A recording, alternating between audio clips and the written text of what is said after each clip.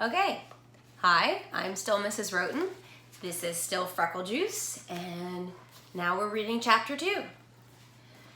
That night, Andrew had trouble sleeping. He kept thinking about Freckle Juice. Maybe the reason no one in his family had freckles was because no one knew the secret recipe. If they never even heard of Freckle Juice, then how could they have any freckles? It figured.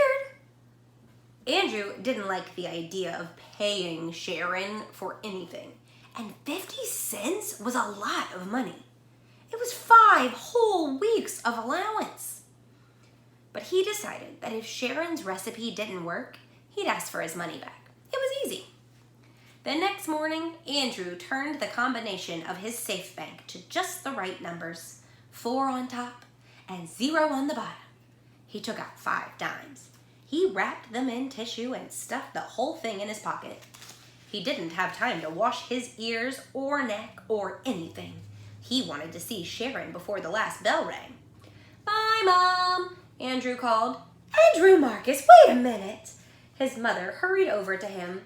She almost tripped on her long bathrobe. The curlers in her hair scratched Andrew's face as she checked his ears and neck. "Please, Mom, can't we skip it just this once?" Andrew begged. Mrs. Marcus stepped away from Andrew. She pointed a finger at him.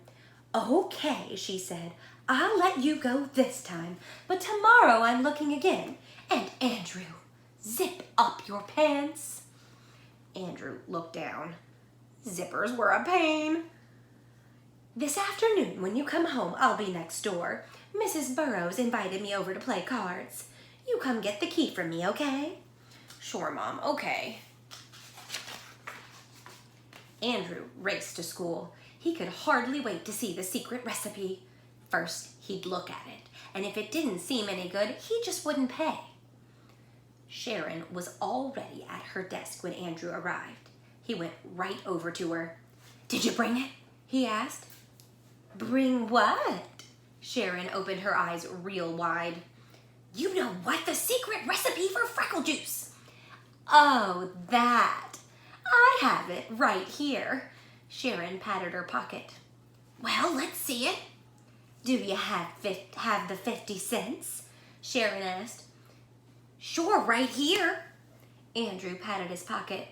"I'm not going to show it to you until you pay," Sharon said. Andrew shook his head.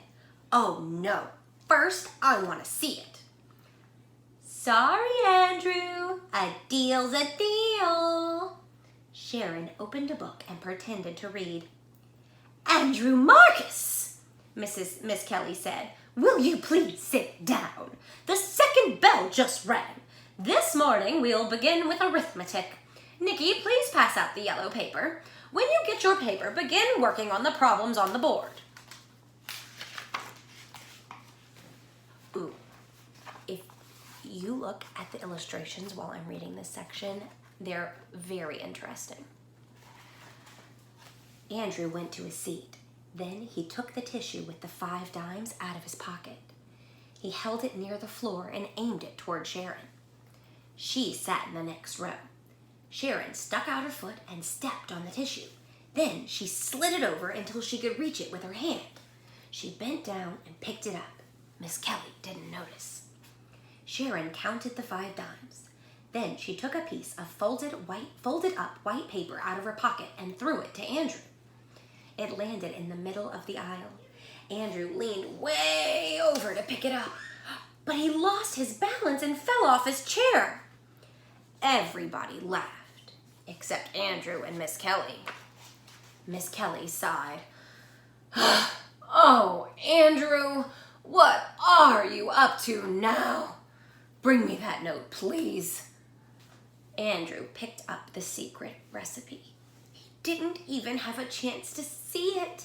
It wasn't fair. It cost him 50 cents for nothing. He handed it to Miss Kelly. She read it.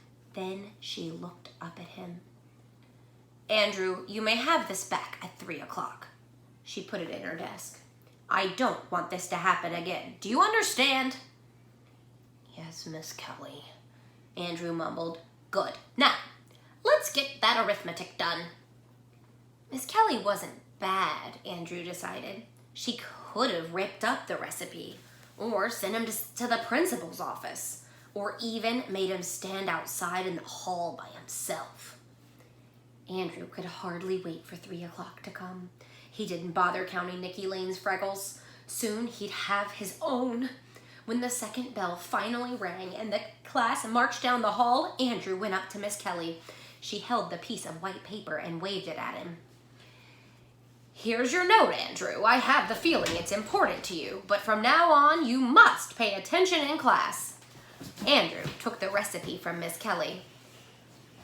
"After tomorrow I won't have any trouble paying attention," he promised. "Just you wait, Miss Kelly. I won't have any trouble at all."